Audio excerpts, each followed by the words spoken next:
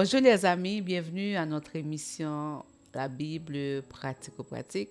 J'espère que vous allez bien et que vous continuez à cheminer dans la foi, à vivre selon la parole et que cette parole vous transforme vraiment et que les gens voient aujourd'hui la différence.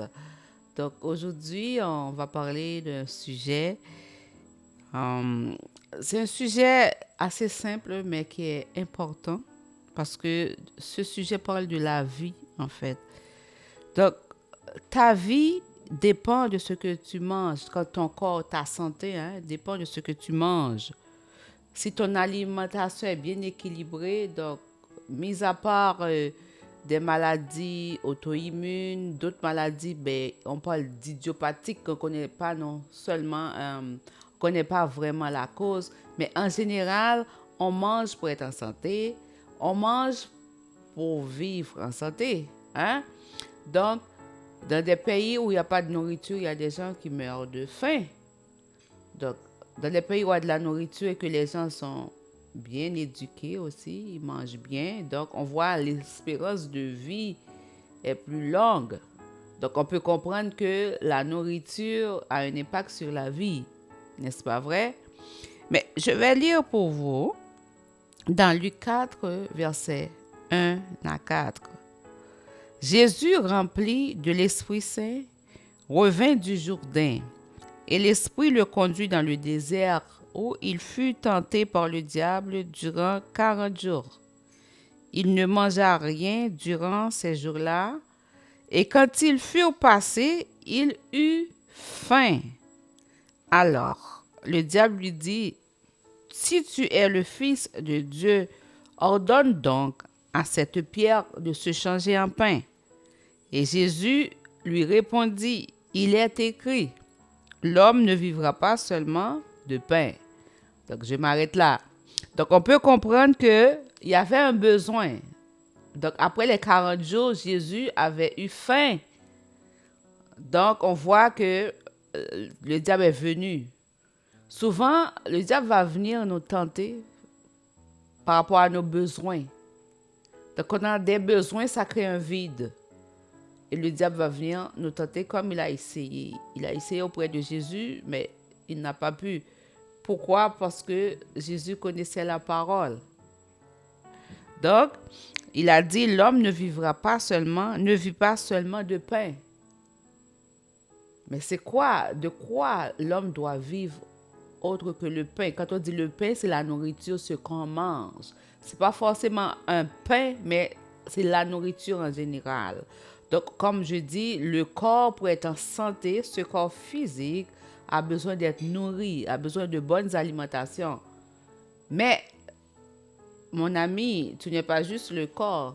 Pourquoi tu n'es pas juste le corps? Parce que quand l'esprit est parti, tu es un cadavre. Quand l'esprit est parti, on parle de la mort. Donc, tu nourris le corps, mais que fais-tu de l'esprit?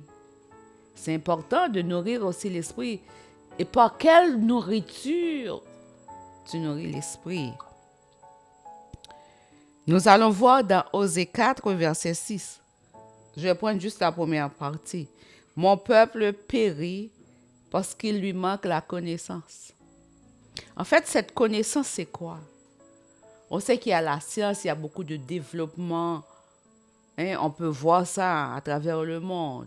Si on peut voyager dans un avion, c'est parce qu'il y a quelqu'un qui a eu l'intelligence pour construire des ingénieurs et tout. Donc les routes, même pour manger, on a des agronomes, des gens qui travaillent, qui ont de la connaissance. Mais ces connaissances, c'est pour des choses éphémères, des choses qui vont passer. On peut le voir. On peut voir de gros buildings, de gros bâtiments à un moment donné qui sont détruits, soit par le feu, soit par un séisme, un tremblement de terre, soit par n'importe quoi, là. C'est comme, malgré toute la connaissance qui a été investie dans ce bâtiment, à un moment donné, c'est détruit. On est là. Donc, c'est juste pour dire que la connaissance que nous avons pour faire les choses, ce sont des choses éphémères.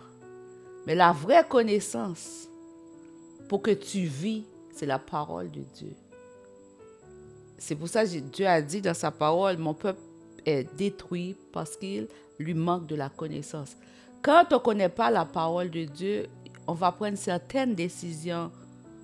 On va vivre contrairement à son plan de vie, son plan de bonheur. Et à ce moment, on amène le dépérissement dans notre corps. Comme je l'ai dit, le corps, c'est une tente éphémère où habite l'esprit qui est vraiment la vie.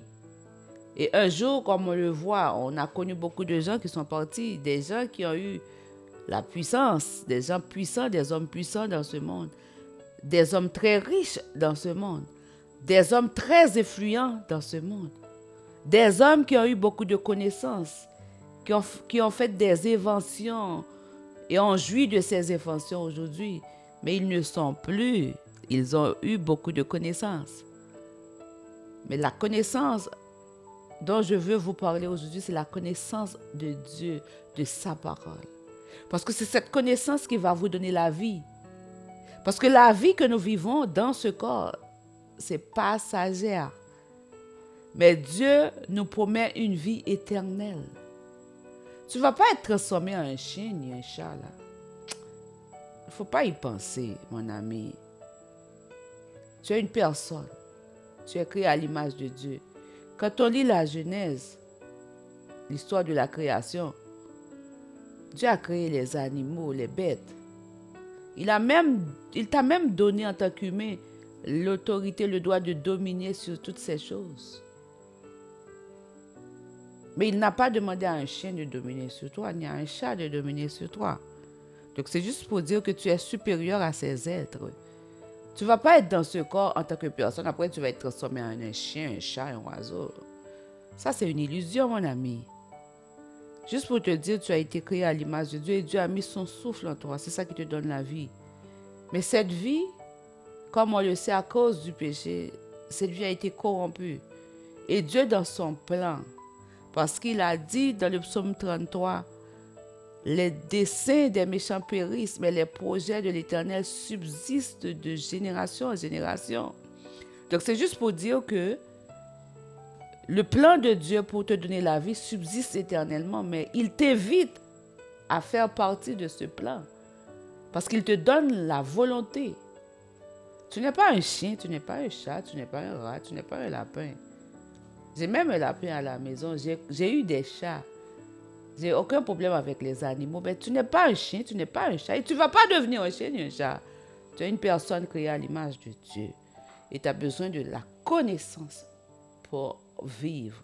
Pas seulement pour vivre dans ce corps, mais pour vivre éternellement. Amen. Donc nous allons voir dans Jean, l'évangile de Jean, chapitre 6, versets 35 à 39. Jésus leur dit, « Je suis le pain de vie. Celui qui vient à moi n'aura jamais faim, et celui qui croit en moi n'aura jamais soif. Mais je vous l'ai dit, vous m'avez vu et vous ne croyez point.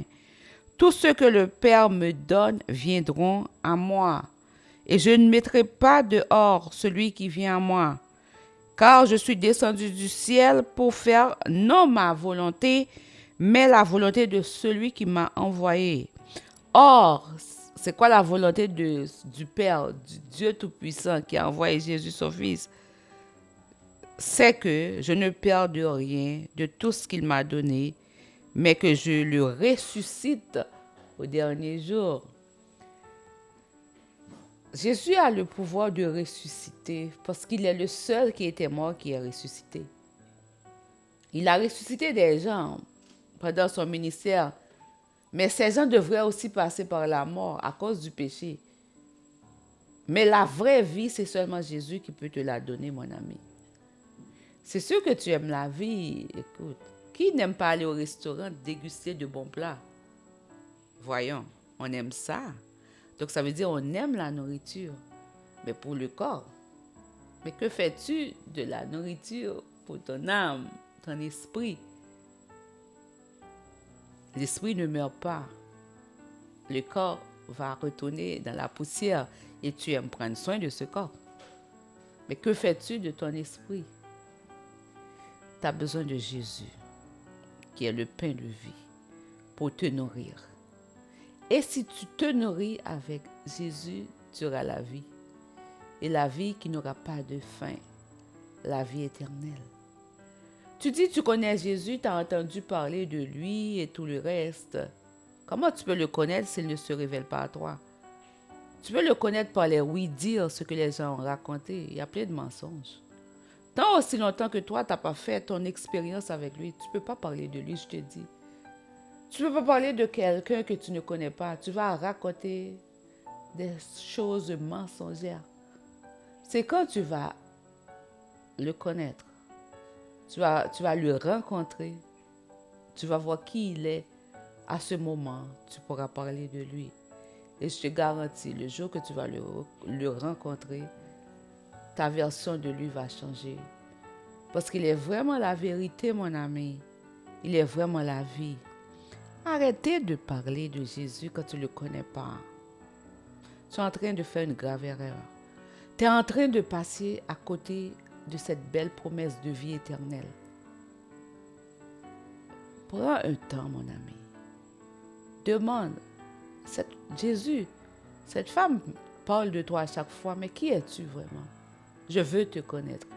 Et si tu as un cœur sincère, je te garantis, il va se révéler. Et par la suite, mon ami, il n'y a rien et absolument rien qui pourra te détacher de son amour. Il est tellement bon. Il est le Tout-Puissant. Il a tout pouvoir dans le ciel et sur la terre. En plus, il te donne aussi l'autorité. Tu es devenu un guerrier aussi. Et tu vas gagner tous les combats. Tu sais-tu que tu as besoin d'une autre nourriture parce que tu n'es pas seulement né de chair. Tu as besoin de la nourriture qui va te donner vraiment la vie. Tu as besoin du pain de vie. Tu as besoin de Jésus-Christ. Que Dieu te bénisse, mon ami. À la prochaine. Dans le prochain épisode de la Bible pratico-pratique. Savais-tu que à la chute de Satan, c'était pas juste Satan qui était chuté. Il y avait un tiers des anges qui étaient en rébellion contre l'autorité de Dieu aussi, qui étaient chutés avec lui. Donc ces esprits sont là, dans les cieux. Mais Dieu est le plus haut, mais il y a un niveau où ils sont. Mais ils sont des esprits, tu ne les vois pas. Mais qu'est-ce qu'ils font? Ils sont là encore pour nous porter à la désobéissance. Donc, pour nous porter à la désobéissance parce qu'ils n'ont pas, comment je pourrais dire, ils n'ont pas abandonné leur plan de destruction de l'humanité. C'est ce qu'ils ont voulu. En plus, ils sont déjà condamnés. Ils ne veulent pas aller seuls. Ils veulent avoir beaucoup plus de disciples pour aller dans la géhenne, dans le feu éternel.